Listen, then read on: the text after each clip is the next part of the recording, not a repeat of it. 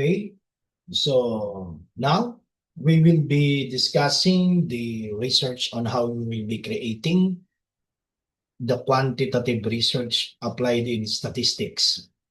First of all, we need to know what is a research specifically if we will be creating it, no? So, number one thing that we need to check is how we create the introduction first. But basically, when we go in creating a research, it is a scientific approach and as a process of investigation. We're using this para makahanap tayo ng solusyon sa specific problem or mga challenges if not identify or alternative para ma-improve yung mga condition or situation. Thus, one can say that the purpose of a research is una para ma-review or ma-synthesize natin yung existing knowledge. Pangalawa, ma-investigate yung mga existing situation at mga problema. Pwede rin yung pangatlo, mag-provide tayo ng solusyon dun sa problema. Pang-apat, i-explore natin at i-analyze din natin yung mga general issues na meron ngayon. Then, we need to construct at makapag-create ng mga bagong procedures or sistema. Let's say we can explain also a new phenomenon. Para makapag-generate din ng bagong knowledge or some of it, some combination of any of the above, no?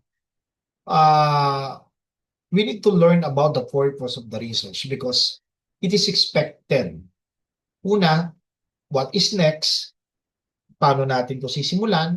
Where should I begin? Meron na kayong title and what I must do.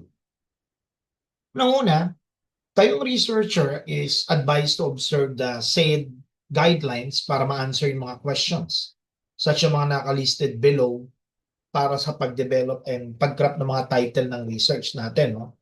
So, bakit yung research niya needs to be conducted? Bakit yung research na yan? Para saan ba yan? What is all about? Sino ang magiging respondents ng study? Yan lagi ang number one na tinatanong natin. Are they the right respondents? Bakit? Ilan ang respondent? It should be included in the study. How will I choose itong mga respondents na to? Paano niyo sila pinili? Meron ba tayong access para sa mga respondents na to? Kailan gagawin yung research? What are the possible events may affect at makapag-conduct ng research na to? Para kanino yung research? How will they benefit from this research? Mapapakinabangan ba yan nung kukuha?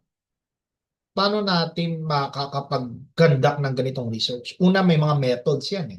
May mga appropriate para sa isang pag-specify ng problem.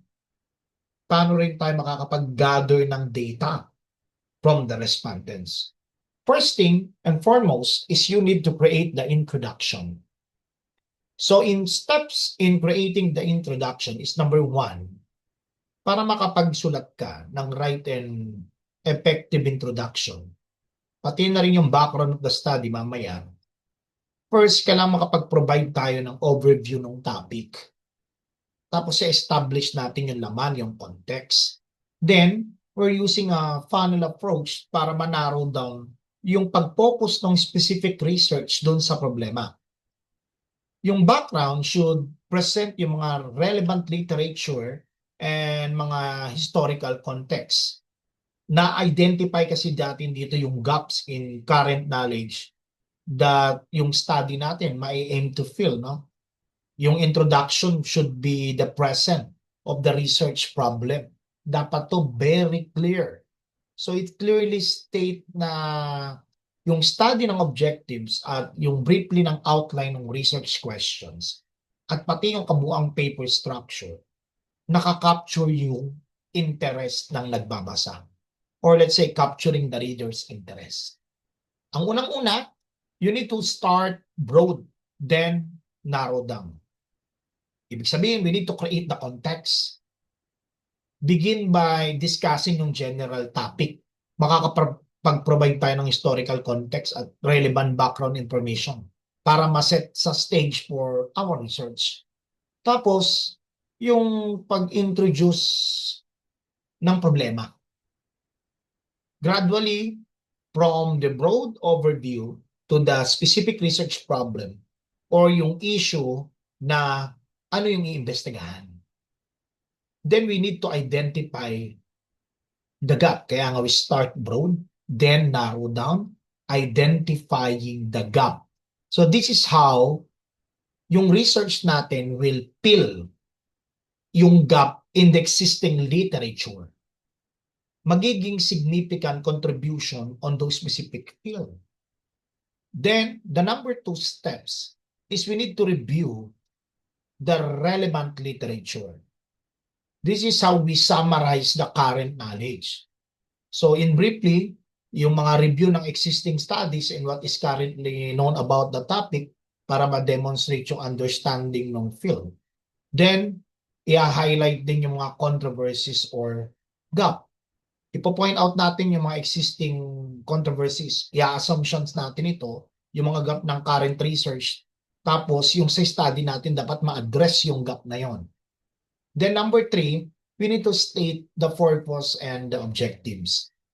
Number 1, start broad. Number 2, review yung relevant literature. Number 3, we need to state the purpose and objective. Here, i-clearly state natin yung problema. Kailangan ma-define yung specific research problem or question ng study na dapat ma-address. Then we need to outline the objectives. Dito nakastate yung specific goals or yung aims ng study. Then we need to explain it rational. We need to justify bakit yung research is necessary and how it will contribute to the existing body of the knowledge. Pang-apat, in creating the introduction, you need to engage the reader. Kailangan mo makakuha ng strong hook. Kailangan start with compelling statement or statistic to grab the reader's attention para make them want to learn more, eager to learn. Then we need to maintain a formal tone. Yung mga paggamit ng clear and formal academic tone throughout the introduction and the background section. The number 5, or the last in steps in creating introduction, is the structure and flow. So dito, may dalawa. Una, yung logical structure na tinatawag natin. Dito, ini-ensure natin yung introduction, pati yung background are logically structured. Magkadugtong. Ginaguide yung reader from the general to the specific. Doon natin makikita yung preview ng paper. Consider yung giving ng brief ng overview on the introduction para doon sa paper structure, para ma-help yung reader maintindihan kung ano yung dapat natin i-expect. By following yung mga steps na yan, it can be effectively write an introduction. And somehow, we create the background that establishes yung context of the study. Hina-highlight din yung significance and clearly outlines ng research objective. So in short, when we're talking about the introduction should function para tong inverted pyramid. Nag-start tayo dun sa broad, pa-narrow. Patulis siya, no? So to the specific research question, it should be concise and engaging, typically making up about 10% ng papers or the total word count. No? Kaya nga meron tayong tinatawag na key components of introduction. Dito, ini-introduce yung topic. We start with a strong hook like yung compelling fact, mga anecdote or statistics to grab the reader's attention. For example, in-explain din natin yung mga general field or area ng specific research para ma-set natin dun sa stage. Yung number 2 naman, we need to state the research problem.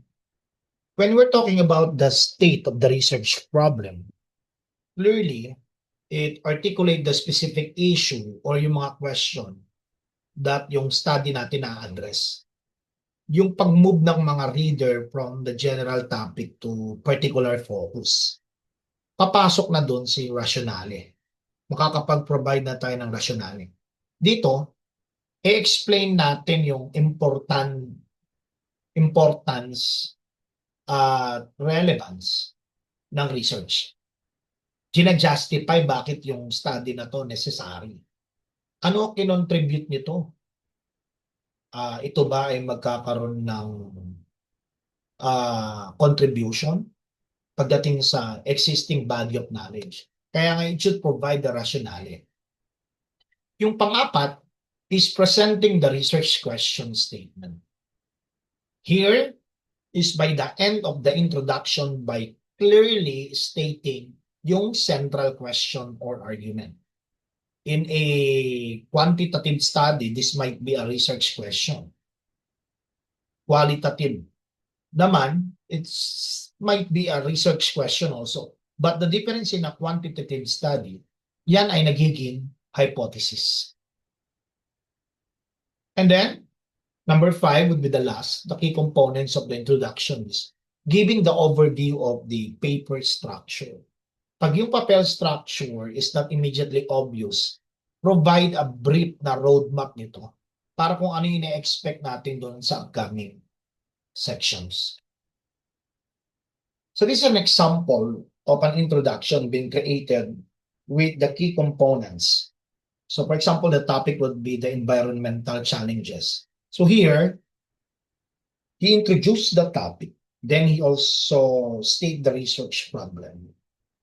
Particularly, the objective was been said. The study investigate the effectiveness of sustainable urban planning and fostering urban resilience, the utilizing of a combination of quantitative analysis and case study to provide insights for creating sustainable cities.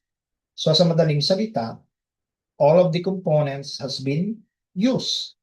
We start to the broad, then we narrow it down. We introduce the problem, have been explored or mitigate climate change effects. So in short, it start in broad, then narrow down, then the problem has been introduced. Then the gap has been identified. So in short, the key components of creating the introduction has been used. Now let's move on in creating the background of the study. There are key components. First is when we are saying the background of the study, this is the foundation, pundasyon.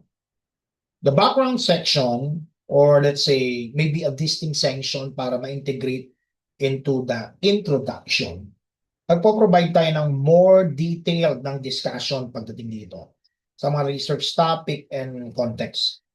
Yung mga foundation upon which our study is built. So may components to. Dito, unang-una, tinitignan natin kung meron mga existing literature. So we need to provide ng mga summary ng relevant prior research na mga yan and yung mga current state of knowledge. This is not a full literature. Iba kasi yung review related literatures and study. But rather, nakapokus to dun sa overview na shows what is already known, kung ano yung existing. Then, in-establish natin yung historical context.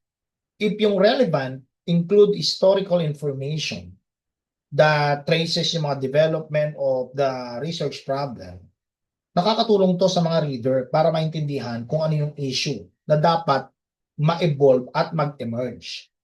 So that's why we establish a historical context. On the number 3, we need to identify the controversies and gap. Ipipinpoint natin yung mga unanswered question, yung hindi pa nasasagot.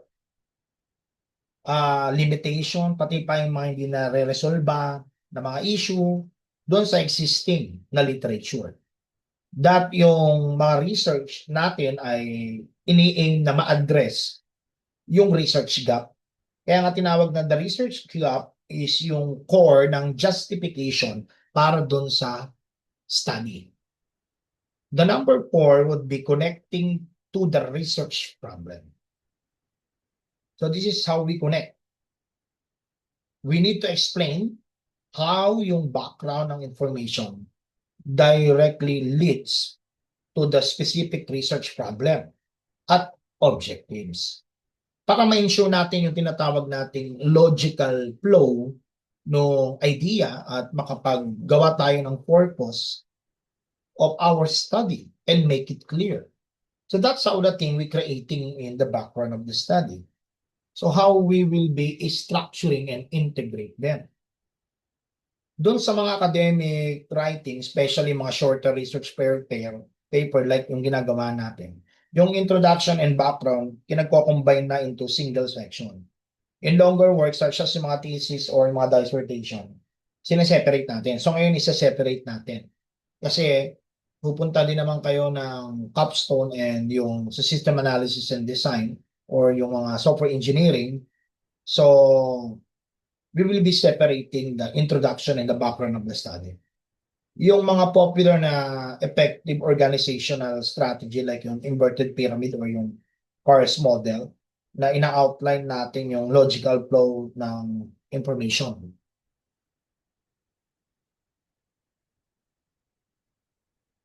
Okay. Now, here, there are things that we need to understand the logical flow ng information. Una, yung pag-establish ng territory. Ini-introduce natin yung general topic at kung ano yung importante nito. Introduction yun. Pangalawa, we need to establish the niche. Dito ina-highlight yung specific gap ng knowledge at paano ipipil. So, ano yan? Background of the study. Then, you occupy. It means clearly stating that the research questions, hypotheses, and objectives. So, madaling salita, these are the introduction. Now, let's move on in creating the objectives. In creating the objectives, first is we need to identify the research problem. Paano? Una is to understand yung specific problem or gap ng knowledge para dun sa research na i-address natin. Pangalawa, i-formulate natin yung research aim. I-state natin yung mga ultimate goal ng study in a clear and broad statement. Number 3, kailangan natin i-break down the aim into objectives. Bakit? I-divide natin yung malawak into smaller one para maging manageable yung steps. Number 4, we will be using the SMART criteria. Ano ba yung SMART? Specific, measurable, achievable, relevant, and time-bound. Pag sinabing specific, dapat clearly na-define natin yung focus. Measurable, dapat natatrack natin yung progress at na-determine natin yung kung ano yung dapat i-achieve. Yun na, SMA, achievable.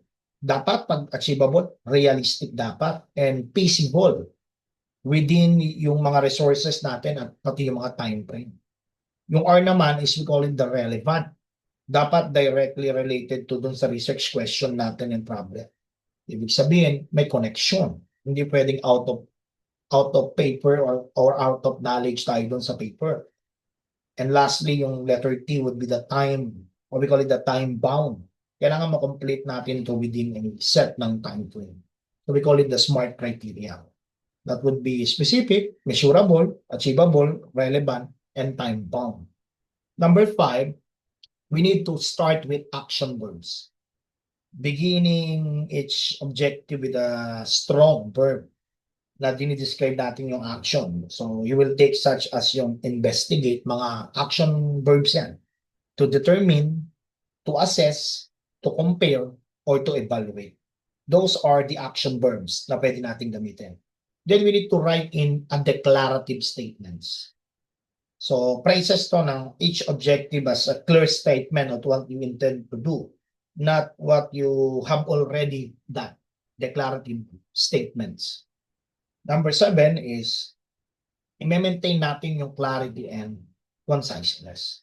So, yung paggamit ng mga direct language, avoid natin yung mga jargon and i-aim natin yung objective to a single sentence, much better, para focus tayo doon sa goal. Then we need to ensure the alignment. When we're talking about ensuring the alignment, is the objective directly contributes to answering yung primary research ng question. Pang-siyam, kailangan natin ng feedback. We need to share yung objectives with the mentors, peers, or including mga supervisors to get the feedback at ma-refine natin at the clarity and the feasibility of the study in terms of the feedback. Lastly, we need to organize the objectives. Kailangan i-present natin yung pinaka-main or yung general objective first, followed by yung mga numbered ng list na from specific, detailed objective. Kaya nga meron tinatawag na general objectives and then specific objective. Now, creating the conceptual framework of the study. Sabi nga nila, when we are creating a conceptual framework of the study, it is very important that we know this, no? Yung underpins ng good research, yung conceptual framework in research ay ginagamit to understand yung research problem at yung guide ng development ng analysis ng mga research. So, ang conceptual framework, nagsaserves to as a roadmap ng conceptualize and structure ng trabaho by providing an outline ng mga connecting different ideas, pati concept, including theories within the field of study. Yung mga conceptual framework na yan, pictorially or verbally, na depicts natin or presume natin into relationship among yung study ng mga variables. Yung purpose nito, para ma-serve yung isang tinatawag nating organizing and categorizing ng mga knowledge at matulungan yung mga researchers sa pag-develop ng mga theories and hypotheses. At pati na rin yung pag-conduct nila ng empirical studies. Okay? So here, there are things that we need to do in creating a conceptual framework of the study. This about the overthinking research question. Then we have the study of parameters and study variables, followed by potential relationship between those variables. So let's do the development of the conceptual framework. In the development, we need to identify a research question first.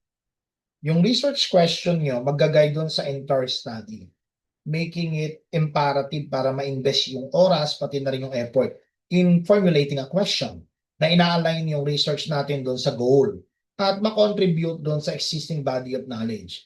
Yung mga step na yan, nag-involve yung mga pagpili ng broad topic of interest, yung pag-conduct ng background ng research, yung pag-narrow down ng focus, dinedefine din natin yung goals, tapos ini-specify natin and make it answerable.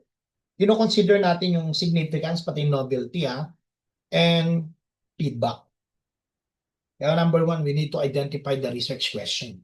Number two, we need to choose the independent and the dependent variables.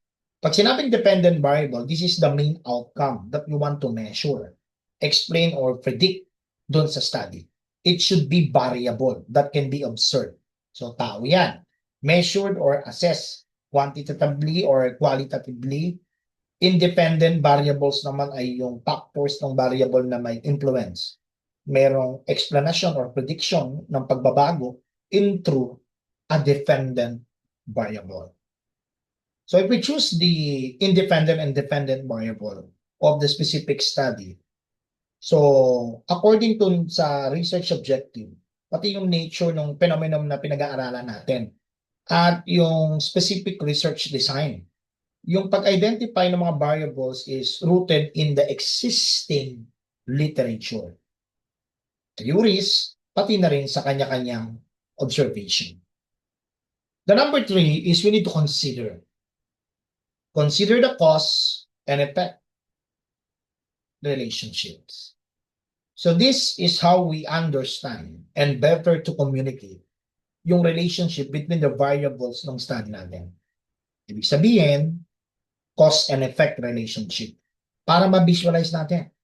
It can be done by using the tinatawag natin path diagrams, may cause and effect matrices, tas time na mga series plots, mga scatter plot, bar charts, or including heat maps.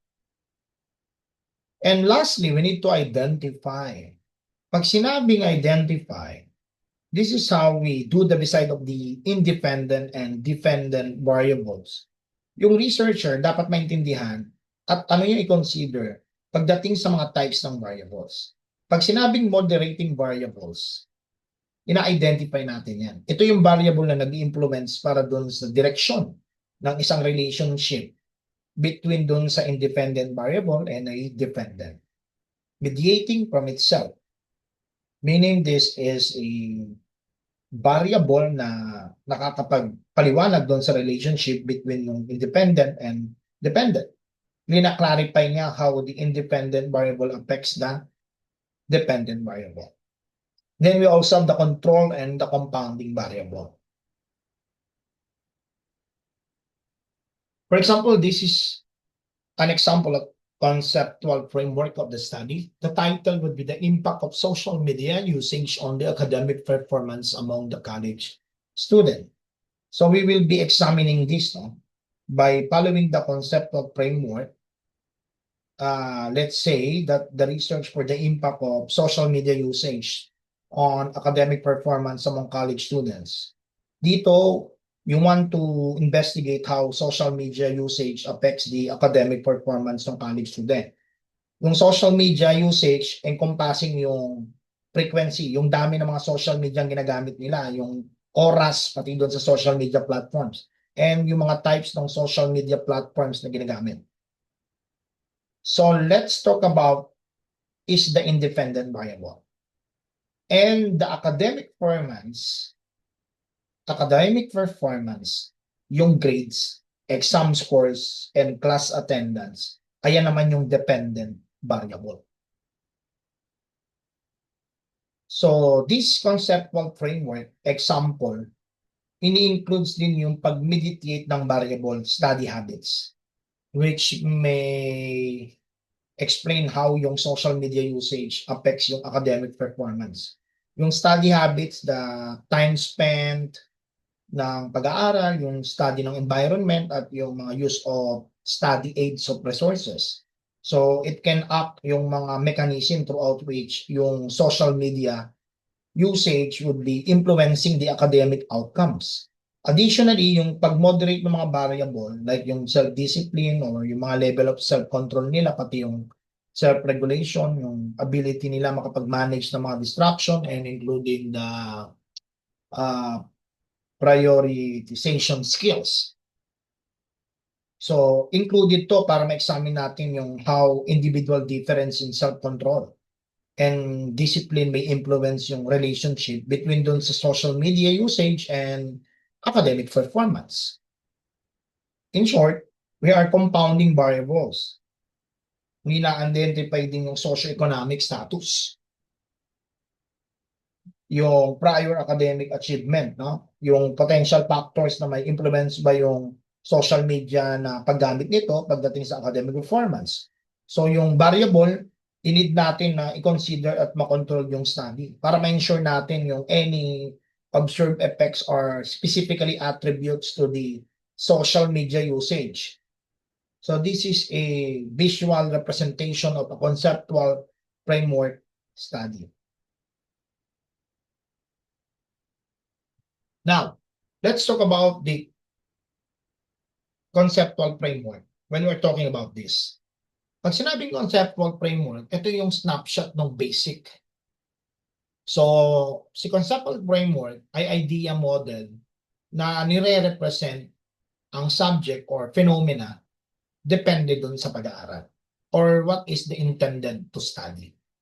Primarily, yung mga researcher, perception ng mga research problem, it can be used to develop yung mga hypothesis or testable research question.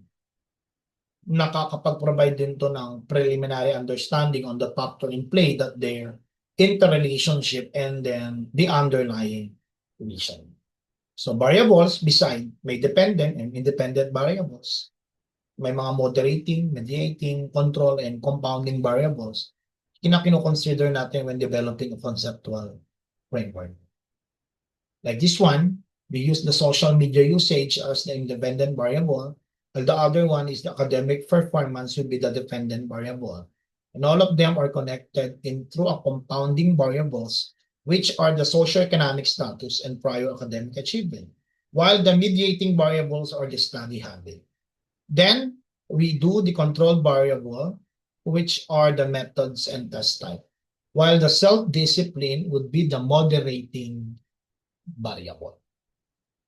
And that's how we create the conceptual framework of the study.